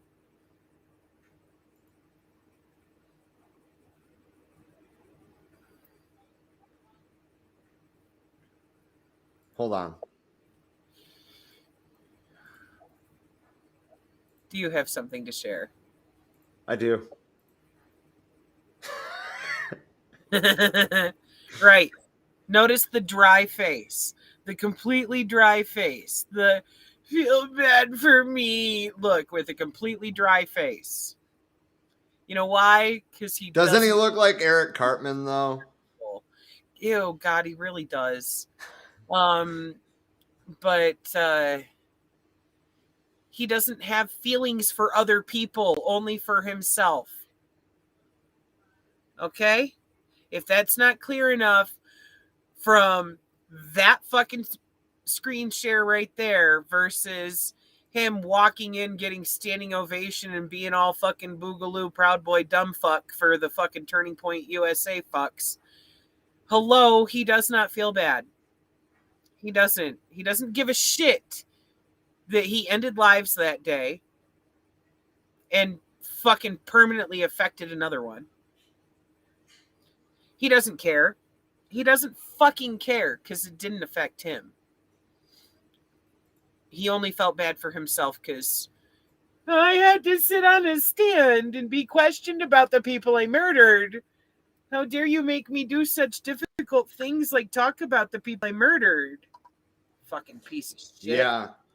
James made Another the one that joke, needs "Mommy, to they fall. want my guns because I killed people." No, apparently he got the gun back, which they opted to have destroyed. Or so he claims. I'm sure that he realistically sold it off on the black market for a ridiculous amount. Probably. Here, collector's item. The gun that took down Antifa. Fucking cunts. Fucking cunts. Yeah.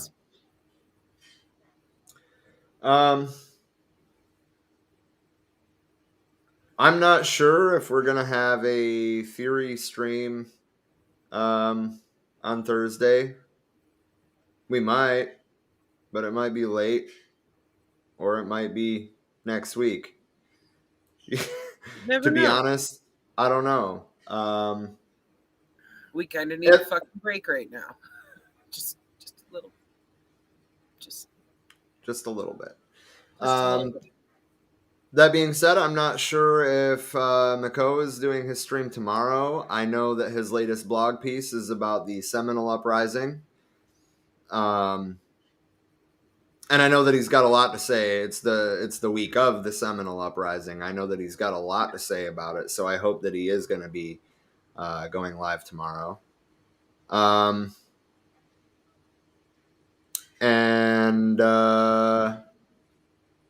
Yeah, the theory stream. I mean, I hope that we can get it done and have it ready to go Thursday. But if it doesn't happen, then we will see you back next week. Right, because honestly, given your work schedule this week, our only option to make that happen for Thursday is if we pre-record it tonight after we get done with this. So, just so y'all know where we're at, you know. Yeah. It's been another week of the struggle of the juggle, but we're holding it together, getting shit done. So, you know. Yep. Thank you for your patience. Well, and I mean, everybody's busy for the holidays anyway. And I mean, regardless of your background or denomination, almost every culture around the world has holidays in December, towards the end of December. So, right. Like for me, I'm celebrating today. It's solstice. And I mean, I'm of Germanic descent. So, I mean, you know, Yule, the 12 days of Christmas, ended on Christmas. Right. Yule predates Christmas by hundreds of years. Yeah. But this is actually a very important time of year when it comes to the pagan practices, because it's an acknowledgement of renewal. It's the day that the days start getting longer again. The sun is fucking returning. And we honor nature, you know? So it has a whole lot of to do with that. And that's one thing too. A lot of people who are religious might not realize that the roots of Christianity are also in paganism, including and especially Christmas, which is really the solstice, and Easter, which is spring solstice. Yeah. Yeah. James asked if we were going to do a live Christmas Day 3-hour tour. Probably not. Honestly, for the last day of Yule, usually since I've been out here in Arizona, we've been going for a hike. Trisha's going to be out here by Christmas Day, so you know, you might be enjoying nature instead. And Right. I need that reconnection, honestly. If I could like point my camera outside and show you what outside looks like, you'd understand why. Yeah. I did forget to bring up, which Wade just pointed out in the comments, that Stalin's birthday was the 18th. I actually meant to talk about that, and I meant to have a couple of quotes ready to go, but I forgot. So I'm going to do that right now.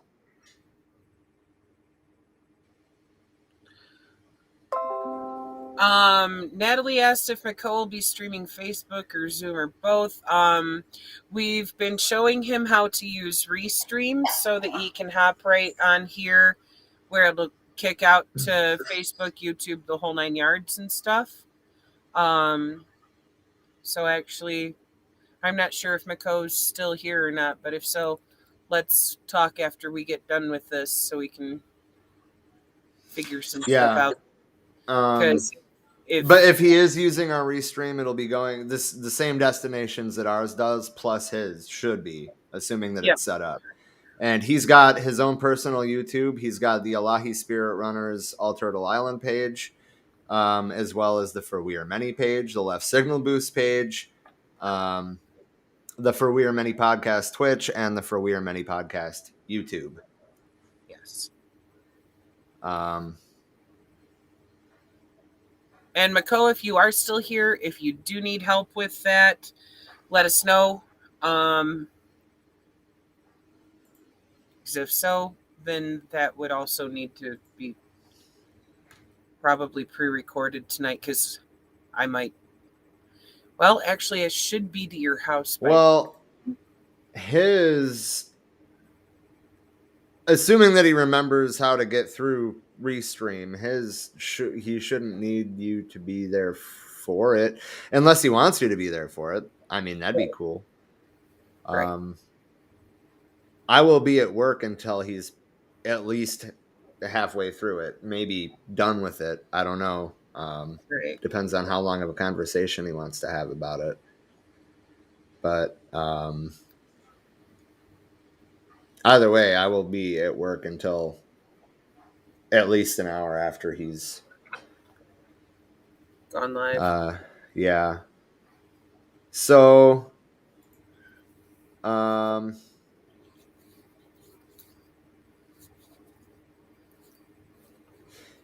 the old calendar, the Gregorian calendar, Stalin's birthday was the 6th of December, which, when they switched over to the same calendar format that we use, is now the 18th of December. But the 18th of December was Stalin's birthday. He was a revolutionary from Georgia, first and foremost, and he was the Soviet leader from 1924 when Lenin was no longer able to lead until his death in 1953. He served as both General Secretary of the Communist Party of the Soviet Union and as the chairman of the Council of Ministers of the Soviet Union.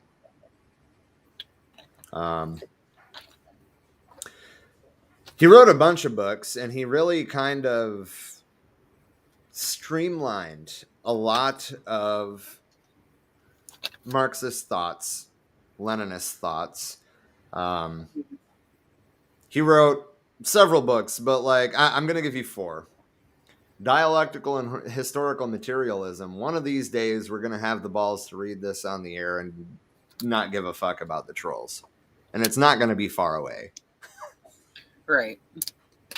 Probably springtime, because we do have other books in front of that, but still. Anarchism or Socialism is another one. I would highly recommend it if you are not sure what side of that divide that you belong on. If you're not sure if you're an anarchist or a socialist, Stalin can help you answer that question. Then there's the Foundations of Leninism. Jesus Christ. The Foundations of Leninism. He kind of takes some of Lenin's ideas and expands on them more.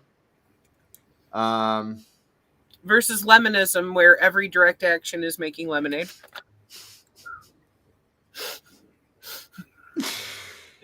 He kind of really streamlined a lot of Marx and Lenin's writings between the two books, Dialectical and Historical Materialism and The Foundations of Leninism. He streamlined a lot of other people's ideas and gave, at the time, modern context.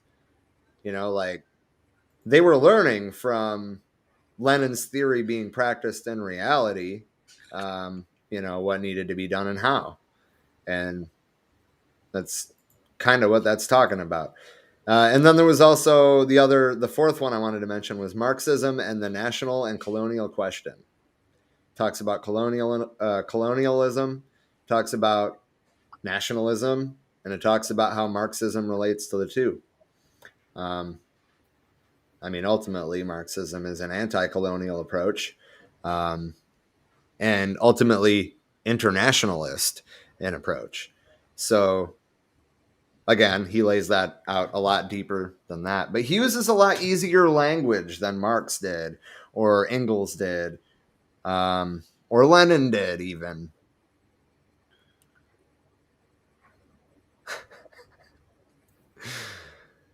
Oh, God. Natalie asked, is that available as a Audible type format? It probably is. Let me see if Goodreads shows any. The link that they're showing is Amazon. So, oh, wait. Audible, Barnes & Noble, Walmart eBooks, Apple Books, Google Play, Abe Books, Indigo, Better World Books, Thrift Books, and Amazon, of course. It also says libraries, but I don't know about where you're at, but here in Phoenix, Arizona, you're never going to find a copy of a Stalin book at the library. Not likely. And damn it, Wade, I'm hearing that in my head now. And now every time I hear that song on the classic rock radio station at work, that's how I'm going to hear it. Yep. A Lennon on a pear. Anyway, I wanted to give you guys some Stalin quotes to kind of ponder. This one's still very relevant today. Quote, a single death is a tragedy. A million deaths is a statistic. Yeah. Here's another one that is very relevant still. Those who vote decide nothing. Those who count the vote decide everything. Yeah. Education is a weapon whose effect depends on who holds it in his hands and at who it is aimed.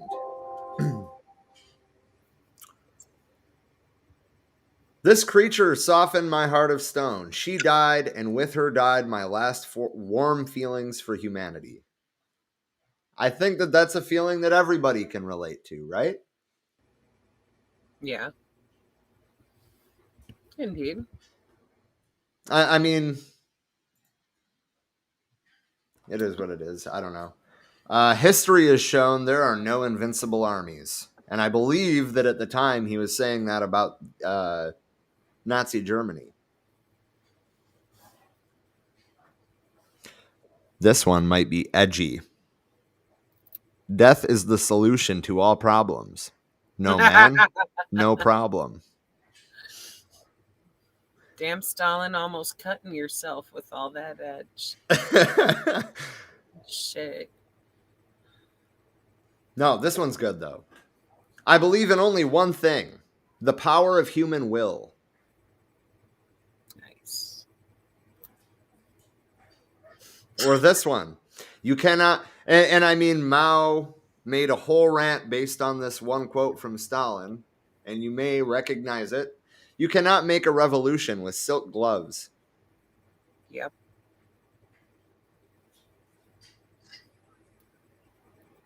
Absolutely fucking true. Okay, and this is the one I was looking for. This one's a kind of long one, and this one is from Historical and Dialectical Materialism. It is difficult for me to imagine what, quote, personal liberty is enjoyed by an unemployed person who goes about hungry and cannot find employment. Real liberty can exist only where exploitation has been abolished, where there is no oppression of some by others, where there is no unemployment and poverty, where a man is not haunted by the fear of being tomorrow deprived of work, of home, and of bread. Only in such a society is real, and not paper, personal and every other liberty possible. Yep.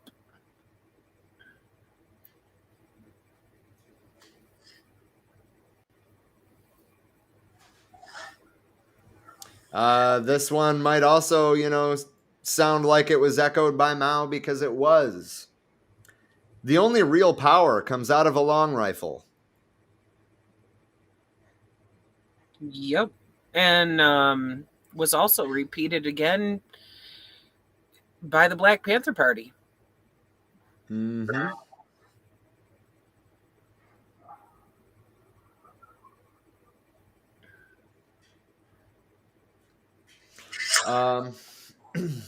I think this is probably going to be the last one unless I skim and find another really good one. Undoubtedly, our path is not of the easiest, but just as undoubtedly, we are not to be frightened by difficulties. Paraphrasing from the well-known words of Luther, Russia might say, quote, "Here I stand on the frontier between the old capitalist world and the new socialist world. Here on this frontier, I unite the efforts of the proletarians of the West and of the peasantry of the East in order to shatter the old world. May the God of history be my aid." Nice. Classy. Okay, I do got one more, and then this is actually going to be the last one. This one's about discipline, and I felt like it was also very relevant. Iron discipline does not preclude but presupposes criticism and contest of opinion within the party. Least of all does it mean that discipline must be blind. On the contrary, iron discipline does not preclude but presupposes conscious and voluntary submission. For only conscious discipline can be truly iron discipline.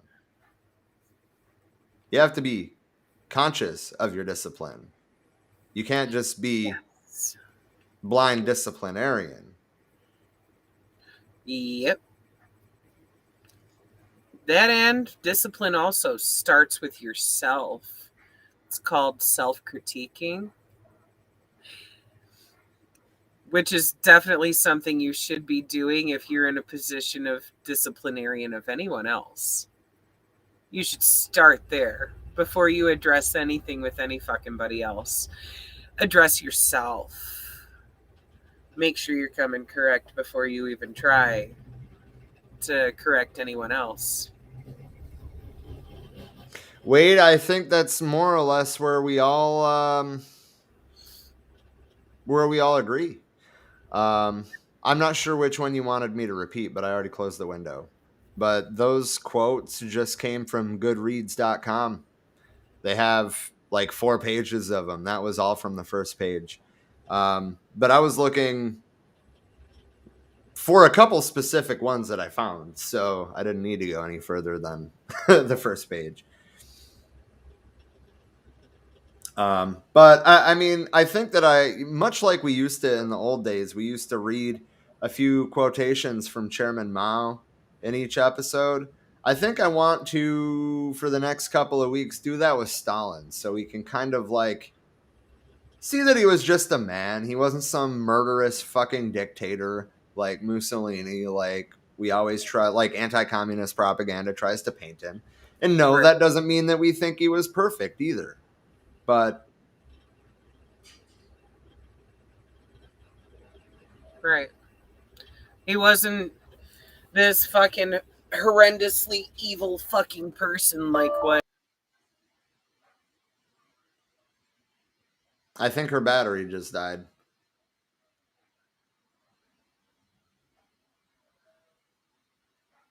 Yeah, her battery must have just died. That's okay, though. we're about done here anyway. By about, I mean we are done. We've kind of just been bullshitting for 10 minutes now. But I want to thank you guys for tuning in tonight. And, well, really, I guess every week. And this is going to be a lighter week for streams. So you're not going to see us a whole lot this week. That being said, next week we will be back probably full strength. And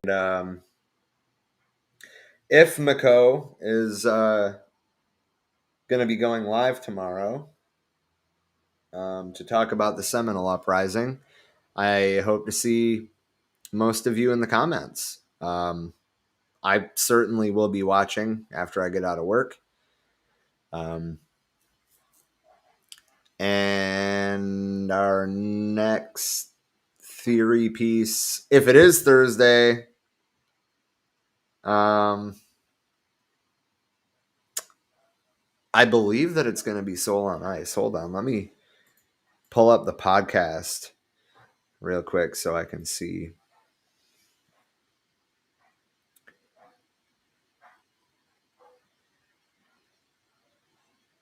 Yeah, the next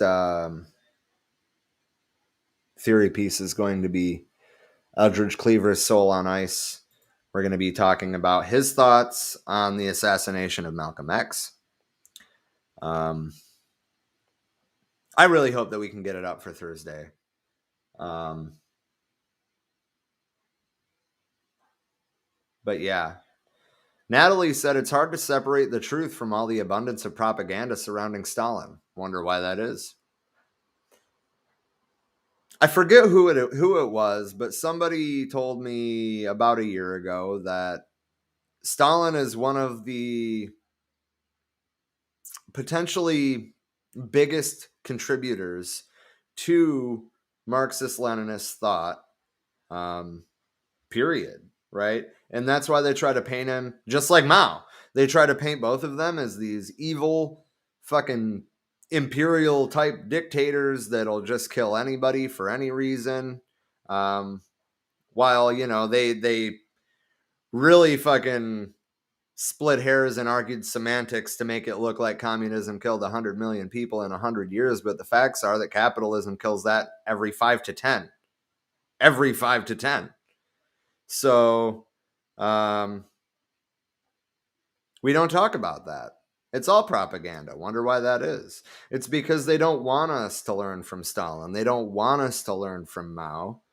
They don't want to lose their power and wealth. But yeah, anyway, I hope that you all have a wonderful night. And